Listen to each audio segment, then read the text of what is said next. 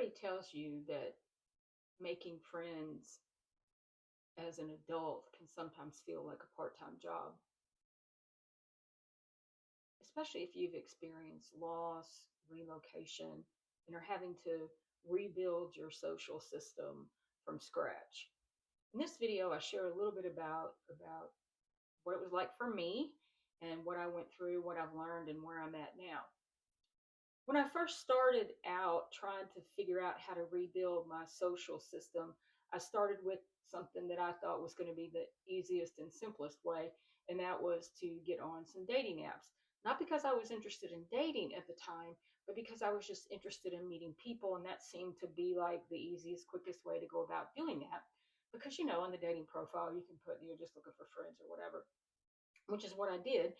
That felt safer. I didn't have to walk into a room full of strangers that I didn't know. I could, gradually get to know someone, um, but that didn't always translate over into being able to make friends or being able to spend time with somebody.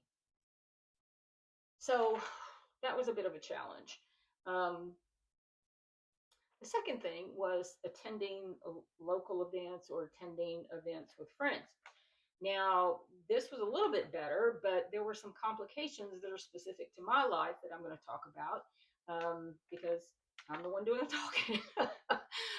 One of those is that I don't care what area you live in, generally the lesbian community is going to be a smaller group of people, right? And again, depending on the area that you live in, maybe people know each other, everybody's known everybody forever, so they already have established friendship networks that's hard to crack into sometimes.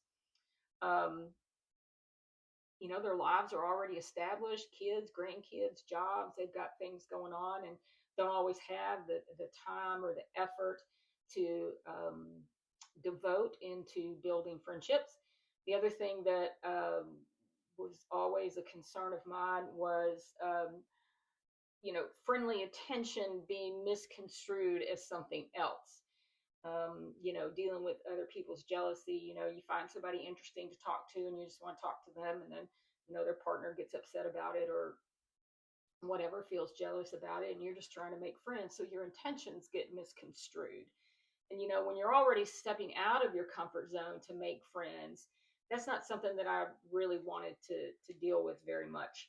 Um, and also to sometimes go into one-off events, right? Like a gathering or something like that, which is great. I mean, if you're, want to do that, but again, you might be going by yourself, or even if you're going with other friends, because it's a larger gathering, you don't always have an opportunity to get to know somebody one on one. And I have found, for me personally, a lot of those events are, alcohol related, and I don't really want to get to know that false version of somebody, after they're intoxicated. I'm not really interested in that. I'm a person in long-term recovery, so I really don't want to be in those environments, and I just didn't find it conducive or comfortable for me. So this brings me to where I am today, right? Smaller gatherings, trying to find a way to connect with people who have shared interests. I am fortunate in that my community, somebody, an older lesbian woman, has started a social, I don't know what to call it really, a social group, social event, something where people could gather around a specific interest. Like if it was, book club, or one of the things I got into was tarot. I've always been interested in tarot, and so I got into that. But you can do anything, right? You might want to do hiking or something like that. But finding something that's lesbian specific has been somewhat of a challenge. So that's specifically who I'm interested in making friends with. So while I can go to other things and other organizations, or give myself more options, I prefer to make it something specific, as I'm trying to build a social support network for myself. Okay, so this brings me to where I am right now, and it does require a lot of courage. I have figured that out. It takes a tremendous amount of courage, especially if you're someone like me who's a little bit more introverted. So I've had to get comfortable with the idea of being uncomfortable. I've had to be willing to tolerate being uncomfortable. I've had to show up repeatedly because familiarity can, I think, is kind of the ground floor for building connection. The more you show up to something, the more people get to see you. Again, it tends to be a little bit of a smaller community, so there's some of the same people coming and they get to see you and you get to see them, and that makes some of the social interactions a little bit easier. And so that's kind of where I am right now in this process. I wish I could say that it's been easy. It hasn't. It's been uncomfortable.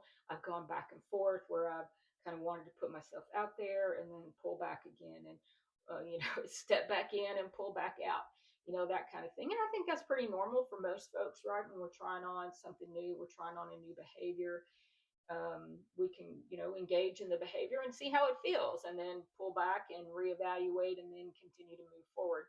So that's kind of where I'm at, and that's kind of some of the challenges that I have found as someone who's starting over in their 60s trying to build a community. And one thing that I've really noticed about the lesbian community is that older lesbians want connection, but they don't really want to step out a whole lot out of that comfort zone in order to make those connections, and it just doesn't work that way. You have to be able to do that or be willing to do that. And again, if you're not there yet, that's okay too. Give yourself a little bit of grace. It's a different process for everybody, and what works for one's not going to work for another, right? And I've just had to keep at it in little doses. Sometimes I feel more social than others, and I'm more willing to do that. Again, if there's an event that there's a shared interest around, that makes it a lot easier because I want to go. I'm interested in those things. Going to a large gathering like a pride event or something like that where there's hundreds and hundreds of people, that doesn't really lend itself very well to connecting with people. uh, sure, you can, but there's just a lot of activity, and I've never found that particularly comfortable as a way for me to try to connect with people.